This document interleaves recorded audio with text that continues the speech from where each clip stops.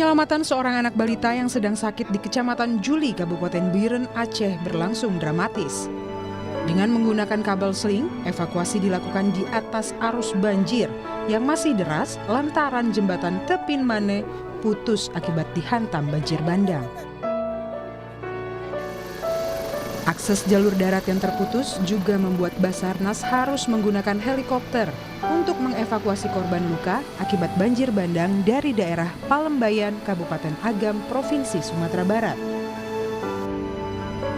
Kepala Basarnas Marsikal Madya TNI Muhammad Syafi'i menyebut, selain fokus untuk melakukan pencarian korban hilang, penanganan korban yang mengalami luka juga harus menjadi fokus utama tim gabungan.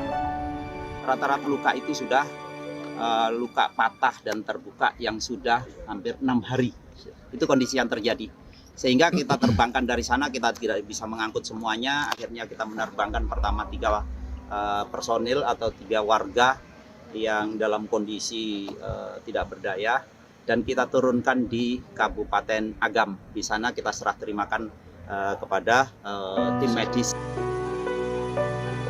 Tak hanya evakuasi korban, distribusi bantuan melalui jalur udara juga terus dilakukan. Seperti bantuan udara oleh TNI Angkatan Darat yang menggunakan helikopter Bell 412 dari Puspenerbat. Bantuan dibagikan via udara ke sejumlah titik di Tapanuli Tengah yang masih terisolasi.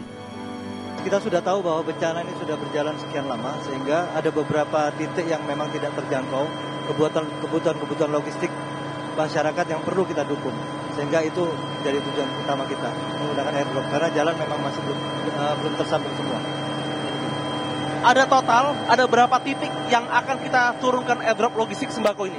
Kita sudah menurunkan 3 titik airdrop dari rencana kurang lebih ada 6 sampai 7 titik airdrop yang akan dilaksanakan hari ini di beberapa wilayah yang terisolir di Kabupaten Tapanuli Tengah. Kepedulian menyalurkan bantuan juga ditunjukkan oleh sekelompok pemuda di Kecamatan Pau, Sumatera Barat. Mereka tergerak menembus desa terisolasi, melewati perbukitan demi memberi bantuan. Butuh waktu hampir 1 jam perjalanan tiba di desa tersebut akibat jalur utama terputus pasca banjir dan longsor. Untuk para donatur yang telah menyumbangkan makanan, pakaian, obat-obatan, tugas kami sudah selesai untuk mengantarkannya. Terima kasih banyak. Semoga ini bermanfaat untuk warga-warga kita, dusanak-dusanak kita yang ditimpa musibah. Semoga yang ditimpa musibah ini diberi ketabahan. Hingga kini, tim SAR gabungan terus berupaya membuka akses wilayah yang terisolasi untuk membuka jalur evakuasi dan distribusi bantuan. Tim Liputan, Kompas TV.